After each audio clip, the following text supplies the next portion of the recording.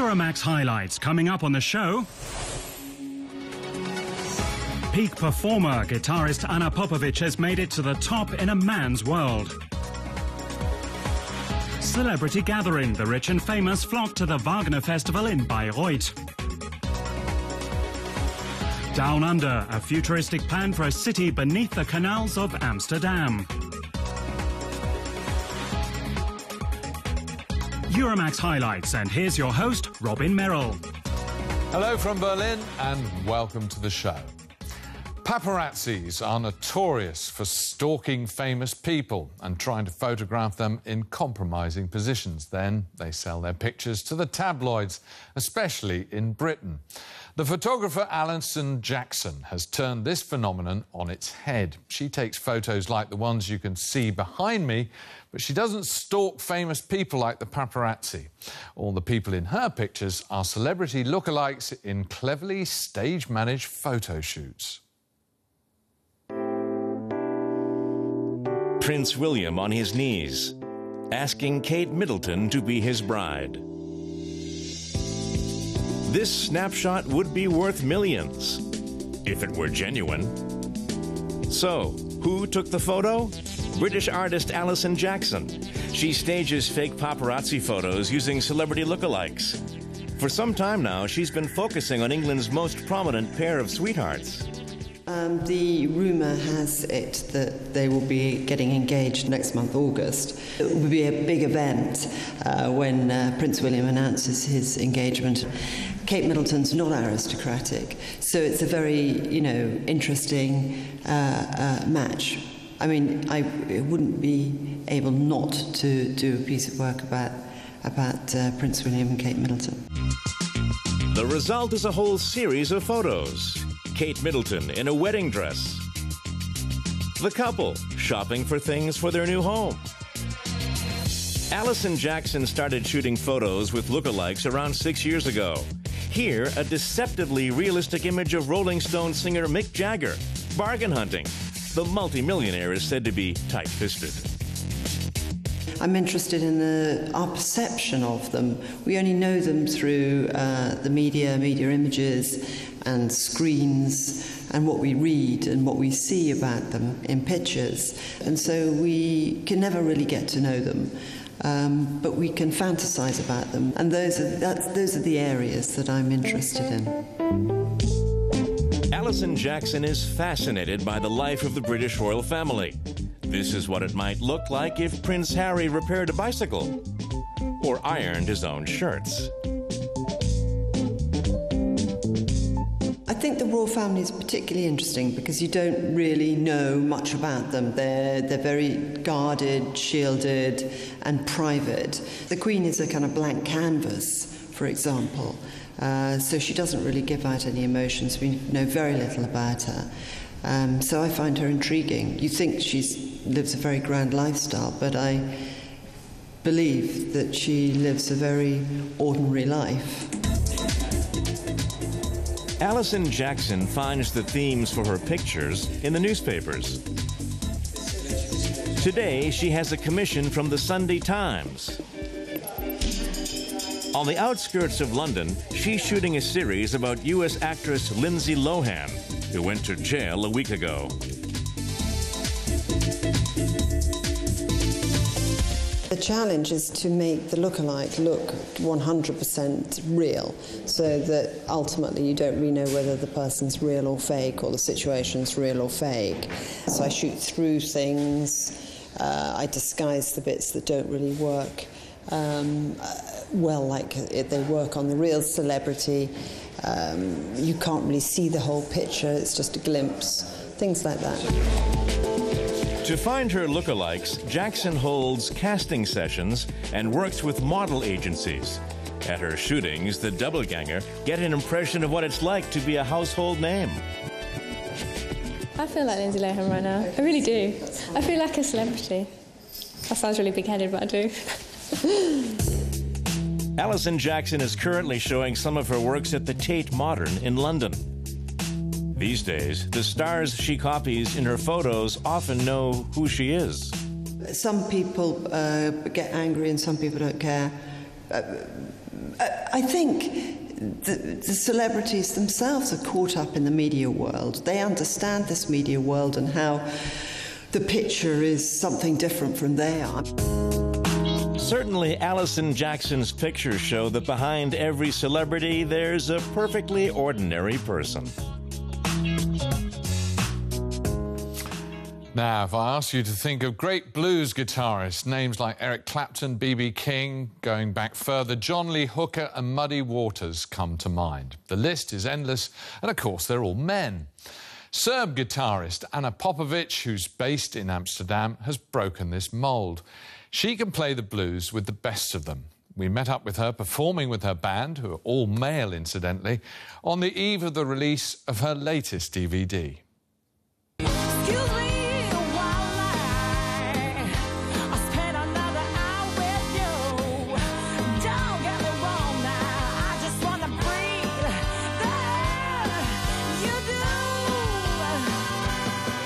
A different take on blues. Guitarist and singer Onna Popovich blends the genre with elements of funk, rock, and soul.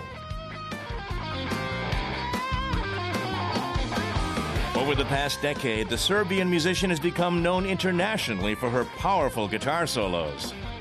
The first couple of years I was really busy with how I look on stage. Do I present myself good? And okay, I have a guitar, but I have to smile. And then the last couple of years, the band was really kicking, you know, and I was like, let me just really like fall down like in a trance or something and see what will happen. And from that, how music takes you, gets the best solos come out. Her electric slide guitar technique is a favorite with fans.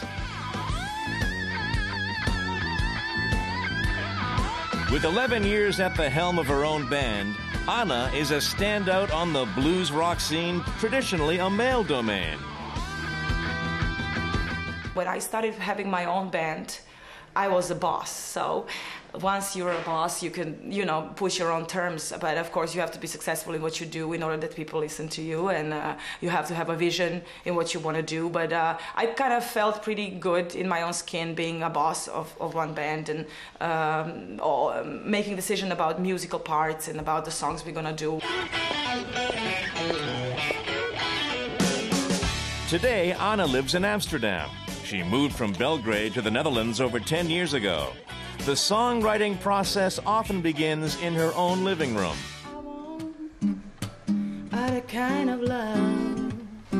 The lyrics are always first on the agenda. She makes sure that every song has a strong message and loves swapping styles and genres. I won't ever be baby without everyone but me. I tried to write different stuff. I don't like to repeat myself. I wouldn't like go, okay, this song has been on the radio, so let me just make another one like that for the next record, you know? That doesn't interest me at all. I would actually like to get to know different parts of me. And because every song, for a lot of artists, is really a surprise for themselves too, not only for the audience, you know? This is something you're exploring, something that's deep inside of you. Onna Popovich first began making waves in Belgrade in the mid-1990s with her band Hush. As the only woman, she pushed every guitar solo to its limit. A few years later, she was a star in her own right. Her virtuoso technique and exciting improvisations helped her make the leap to a solo career. Her new live album features some soulful vocals and contemplative rhythms, like in the title track, Blind for Love. There is only one thing that you're hoping you're going to find in your life, and that is true love, of course. Not only, you know, from people that surround you, from your friends, from your family, and your kids, and you name it, you know. So I was like, that must be the most important thing. That must be the thing that you want to live longer for, you know. You're not going to live longer so that you can put some more cash on your account, I guess. You want to live longer if you find that one person in your life. 2 months ago, Onna married her longtime boyfriend and manager. With nearly half the year spent on tour, she values the time they spend relaxing beside the canals of her adopted home city. This is the only place where I know for sure I'm going to be in, and this is where I feel, you know, safe, and this is just the place to be when you're off tour. And this is the only steady thing I have.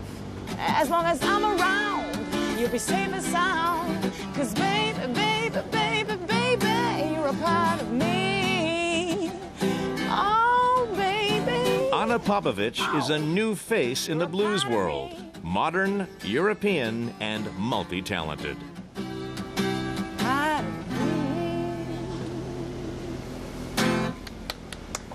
She's a great guitarist. Now we're off to southern Germany to visit the beautiful city of Constance, located on the western end of the lake of the same name and right next to the Swiss border. Incidentally, the lake itself is the third largest freshwater lake in Europe and provides a lot of the drinking water for southern Germany. That's how clear the water is. And it's a great place to visit for all sorts of other reasons too. Many ferries and ships on Lake Constance visit the town of Constance. At the harbour, visitors are greeted by the 9-metre-high statue Imperia. This is where we meet Gaby Hauptmann. The best-selling German author grew up locally and is a huge fan of the town. I love Lake Constance, and particularly Constance, because the place has a Mediterranean flair and the people are usually in a good mood. They also know a bit about pleasure and culture. There's culture to explore in every corner of the historic Old Town, one of the best preserved in Germany. It is rich in medieval architecture. The paintings on the old facades tell the story of life in bygone eras.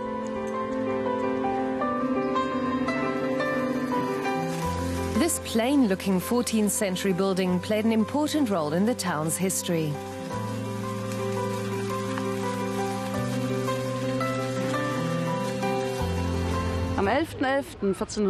In this building on November 11th, 1417, Martin V became the only pope ever to be elected in a conclave held north of the Alps. Afterwards, a window was opened and voices called out, "The Pope has been elected." Der Papst ist gewählt. The cathedral is situated in the center of the old town. Built in the Middle Ages, it was the center of the Diocese of Constance for many centuries, which at the time was the largest in the German-speaking world.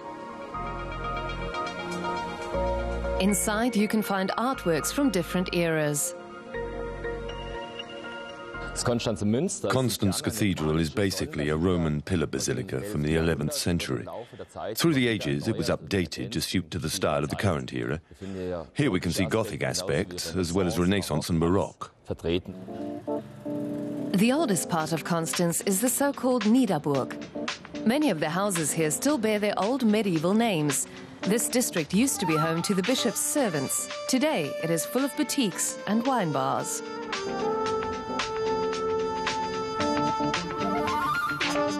One of the most well-known is the Niederburg wine bar.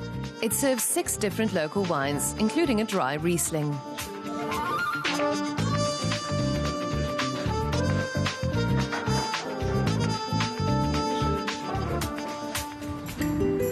Wine growing has a long tradition in Constance. The town's vineyard is 800 years old. It produces around 60,000 litres of red and white wine every year.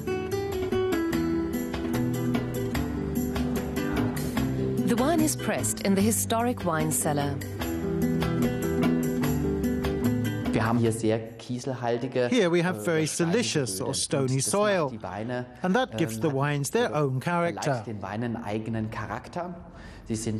They're rich in minerals, and because of the clay content here in Constance, they're very strong. The nearby island of Mainau can also be reached by car.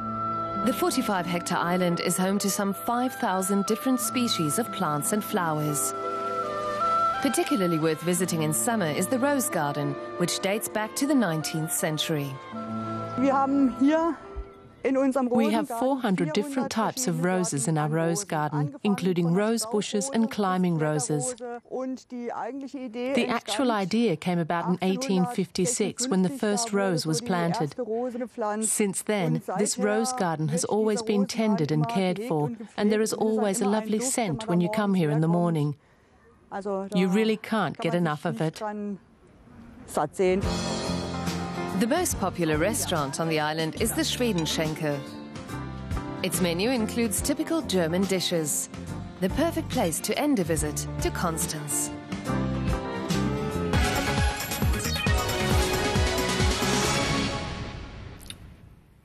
Now, the seats are unforgivingly hard and the performances very long, but the famous Bayreuth Festival in northern Bavaria is a real cultural highlight here in Germany. It was founded by the composer Richard Wagner as a showcase for his own works. He even supervised the design and construction of the festival house. Since 1876, it's been the place to experience Wagner's music as he intended it. It's also a place to see and be seen as well.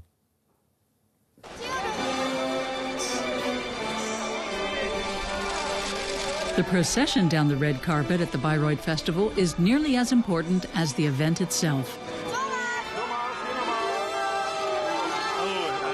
For leading politicians and show business stars, being seen in Bayreuth is a must. Officially, of course, everyone comes here to enjoy Wagner.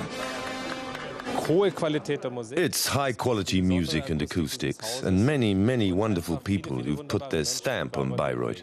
I've been coming here since I was a girl. I have nothing to say about what's happening on the red carpet, but Richard Wagner can't be beat. The whole world's looking at Bayreuth. That's what makes it unique. Bayreuth is also a media event with hundreds of photographers and journalists.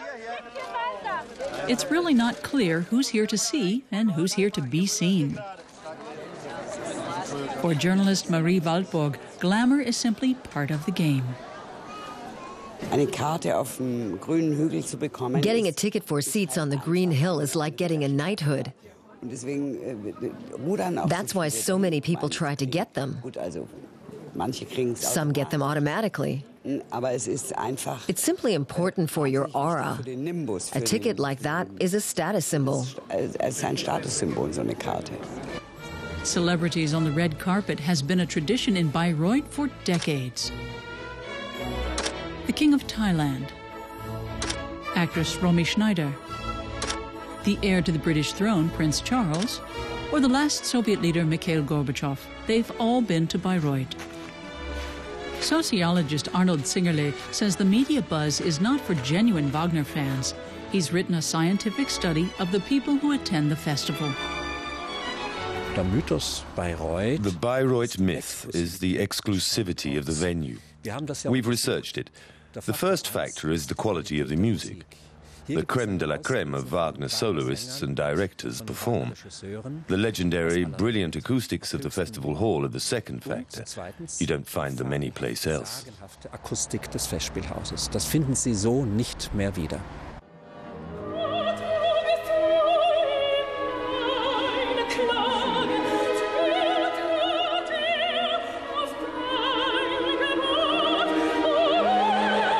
This year, the Bayreuth Festival opened with Wagner's Lohengrin, directed by Hans Neuenfels. Wagner fans also know that if they make it onto the Green Hill, they are close to the composer as well, because nearly 130 years after Richard Wagner's death, the family's still in charge of the festival. There's a particular excitement that comes with actually encountering one of Wagner's direct descendants. And now Katharina Wagner and Eva Wagner-Pasquier are running it. Of course, it will be as it was with Wolfgang, that people like to meet them. It's a really unique charm and an attraction. Whether they are here for the music or to make a media appearance, visitors at the 99th Bayreuth Festival are enthusiastic.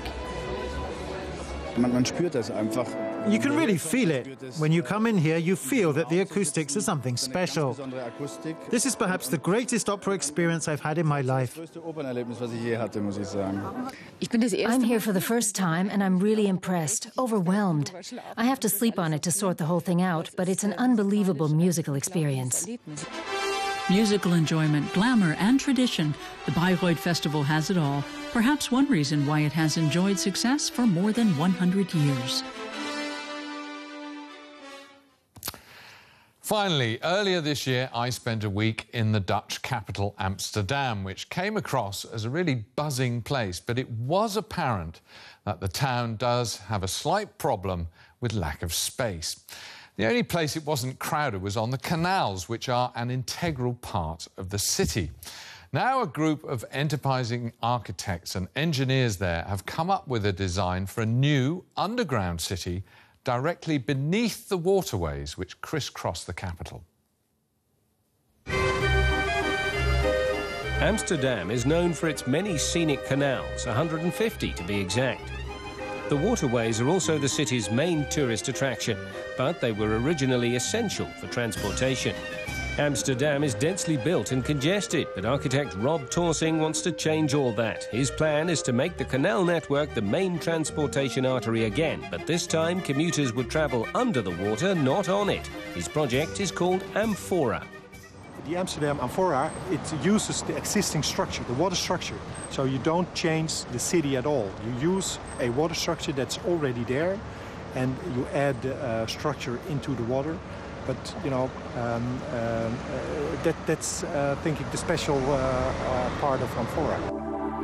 Amsterdam's 50-kilometre-long maze of canals would serve as the foundation for Amphora, or Alternative Multifunctional Underground Space Amsterdam. The space would be divided into 6 levels and include gyms, swimming pools and parking garages.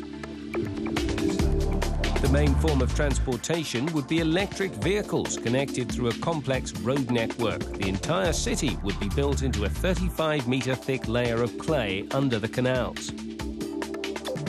It would even have movie theatres, concert halls and shopping centres.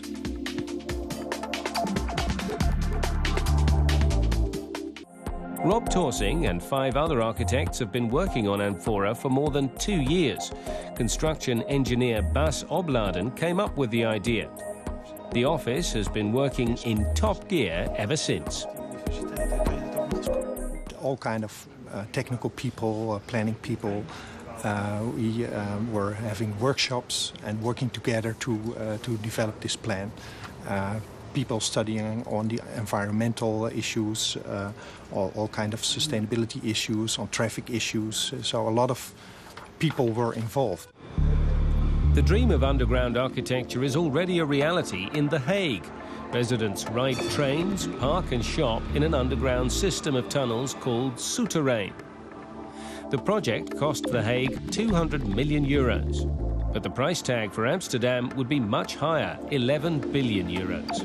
Engineer Jack Ames assessed Amphora on behalf of the city authorities, and he instantly became a fan.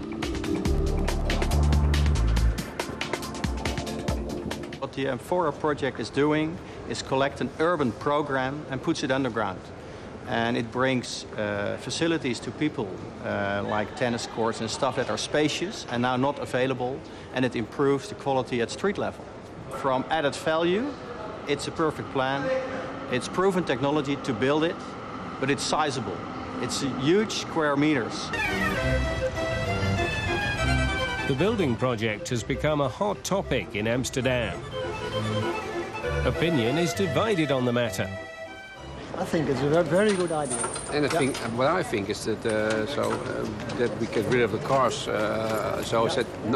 But we can put it sub instead of up. That will be very nice. I think it's a waste of money. We already have so many shops in the center, and they're open 7 days a week in the center. So I think it's a waste of money. So we don't ruin the nice city. And well, we have the canals, so why don't build something under it? I like the city's flair better. Better above ground.